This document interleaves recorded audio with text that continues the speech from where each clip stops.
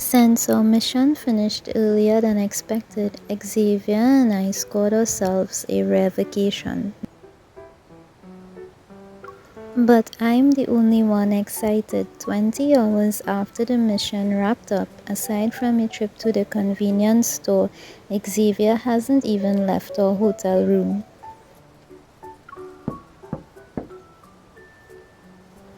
Xavier, if you don't get up, the sun is going to burn. My sleeping posture isn't that bad, is it? Who knows? Xavier pretends to be upset. He frowns, stepping aside to let me in. It's already past noon, but the curtains aren't drawn in the room. Only a sliver of light squeezing through a small gap proves it's no longer nighttime. It's not your sleeping posture. The problem is that sunlight can't get in. As soon as I turn around, Xavier lies back down on the couch. He doesn't forget to cover his eyes with a pillow. I sit down beside Xavier to give him a poke. Wearing the same pajamas and doing the same routine you did at home. I glance at the leftover wrappers on the coffee table. How come even the snacks and drinks are brands sold in Lincoln? It doesn't seem like you're out of the country. Is that bad?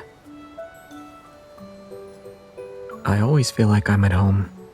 I also don't have to worry about not getting used to a new environment. You always have a reason, huh? But we only have 2 days left. Don't you want to go out and explore? You've been going out nonstop for over a week. Don't you want to sleep in? Xavier seems unfazed. I decided to step up my game by discussing how to get some stunning photos at popular tourist spots. But even after describing everything down to the last detail, he still has this clueless look on his face. That's it? He holds the pillow close to his chest. To be honest, staying here with you is more fun than whatever you just talked about. I lightly smack him on the head. Yeah, well, you're like a snail that brings your house wherever you go. Where's that enthusiasm you have when wanderers are involved? Try something different, see new things. What? You do realize the city life here isn't different from Lincoln's, right? There's no adventure. That's because we rely on technology when we go out. Would going an entire day without a navigation app count as an adventure?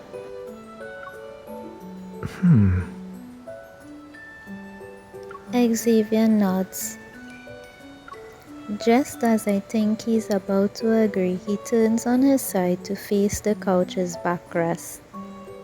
I'll get back to you in an hour.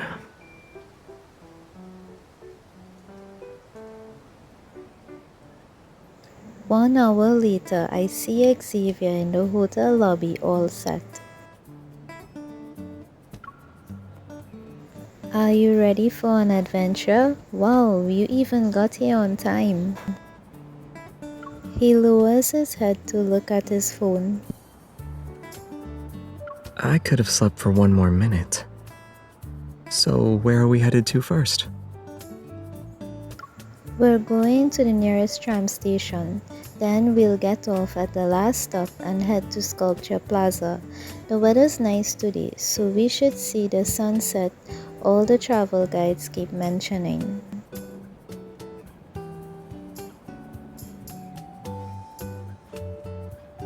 Xavier nods his head. Let's go then.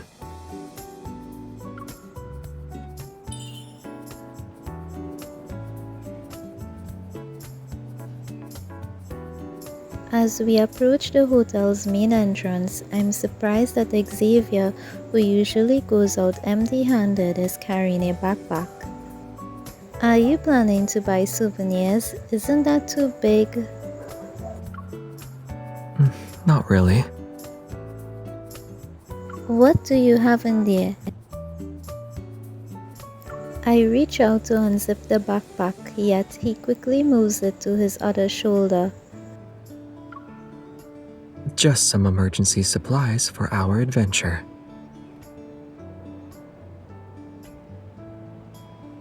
It doesn't have stuff like a sleeping bag, thermal blanket, or BP5 compact food, right? Maybe.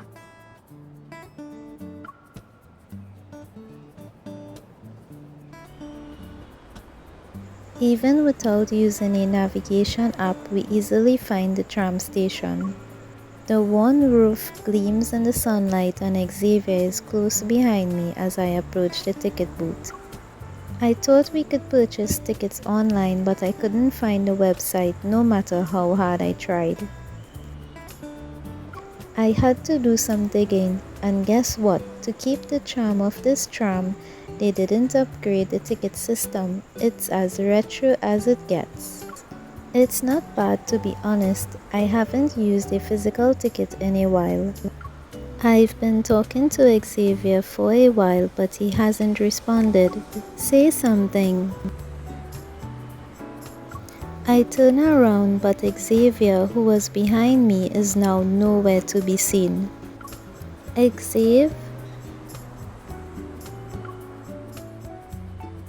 A familiar face stands a few meters away, surrounded by a bunch of foreigners who are all holding paper maps and talking. Rather than feel overwhelmed from being surrounded, Xavier calmly gives them directions. Only when they gradually leave does Xavier realize I've been watching him this entire time. Let's go. Look at you, Xavier, the master of getting lost, can now give people directions. They wanted to go to the hotel we're currently staying in. I figured I'd lend a hand. But the challenge of not using a navigation app seems pretty easy. We've been outside for only 20 minutes. Don't get ahead of yourself. But I feel like my sense of direction has gotten better. Xavier turns to his right. This is east. Xavier continues to turn right. And this... Wait, what did that sign say? He starts walking to the signpost over there.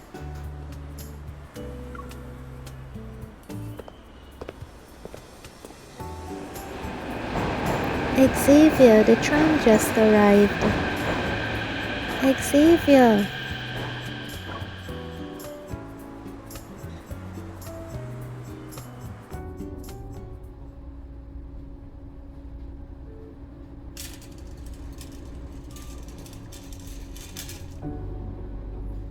This tram car is very old. Even the way they sell snacks and drinks is old school. Xavier pokes the box of cookies in my hands. But when there are so many unfamiliar local snacks, why did you go with Pocky? I guess you had your fill with trying new things and didn't feel like throwing caution to the wind. Is that why you're craving familiar flavors? I'm not letting you rub off on me that easily. Look at the diagram on the packaging. Each chocolate Pocky stick has 2 different flavors. One end is a typical flavor and the other is challenge flavored. Xavier pauses, clearly confused. What does challenge taste like? I smirk, tear open the packaging, and shove the wrapper into Xavier's hand. You'll find out soon enough. Since this Pocky has two ends, it's only fair we taste it together.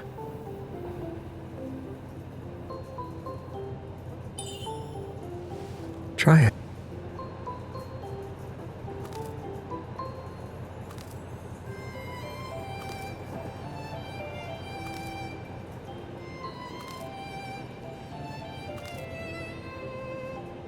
You seem pretty calm. Is it matcha flavored? Well, this shouldn't be too bad then.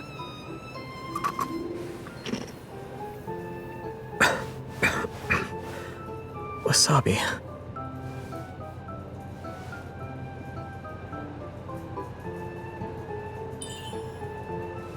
Try this.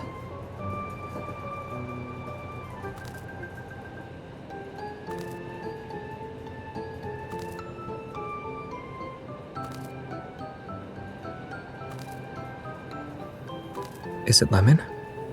Then I got... It sort of tastes like ginger. Well, it is nutritious.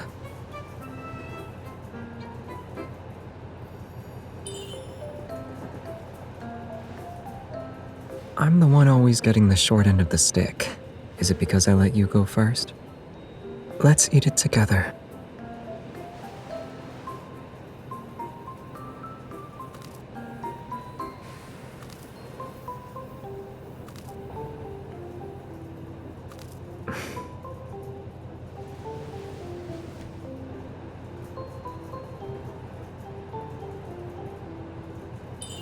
How could you do that to me? It tastes like strawberry.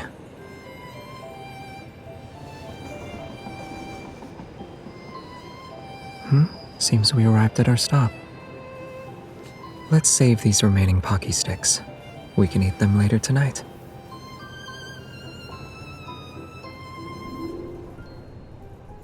Everything worked out in the end, and we were able to witness a magnificent sunset just as we hoped.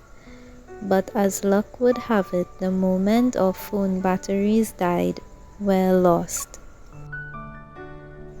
If only I hadn't taken so many photos. Now I can't even use a navigation app. Xavier, are you sure we're heading the right way? Why do I feel like we saw that path an hour ago? My intuition tells me it's this way. Xavier just keeps going without any hesitation. He remains steadfast, as if we haven't experienced a 2-hour adventure of being lost.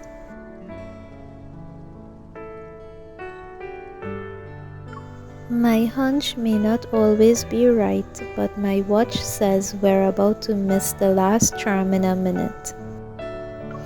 I sit on a bench and Xavier stops in his tracks to sit down next to me.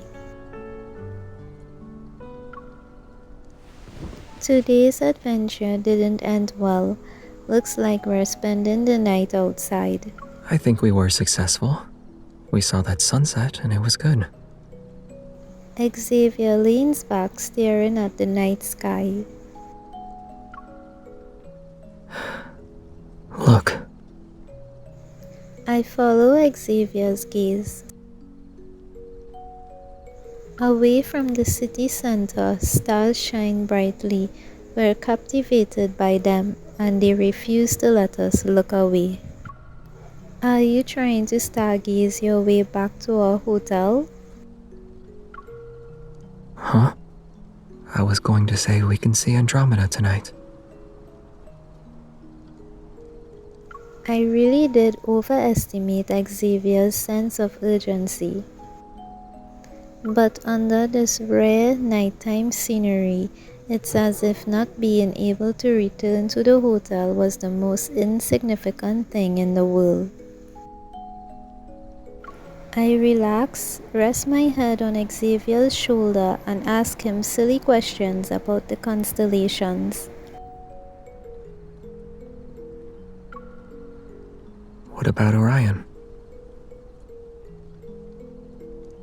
Xavier draws with his finger a line to connect several stars. See that one?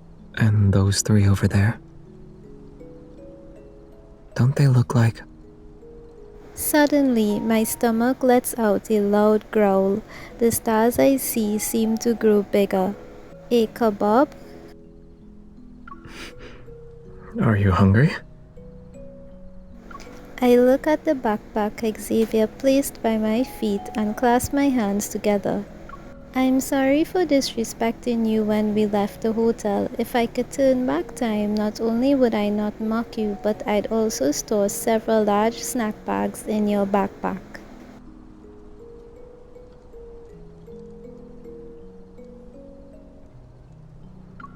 Are you making a wish?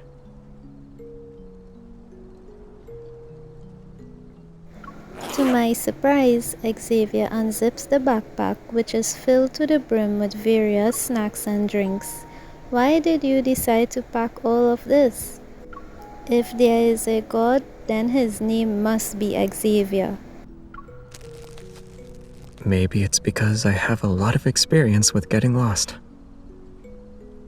You should have taken them out sooner. You never said you were hungry. Xavier and I quickly switch into picnic mode and decide to spend the night at a nearby hotel.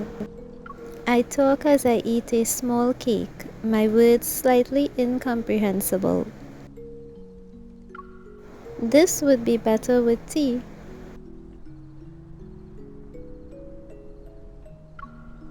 We should prepare some next time. We're basically homeless right now, and you're talking about it next time? This was just a minor setback. We can't let it deter us from future adventures. Alright then. If we're going to be lost together, next time... What, you disagree? Looking up at me, Xavier bites into the bread in his hand. It sounds more like something to look forward to.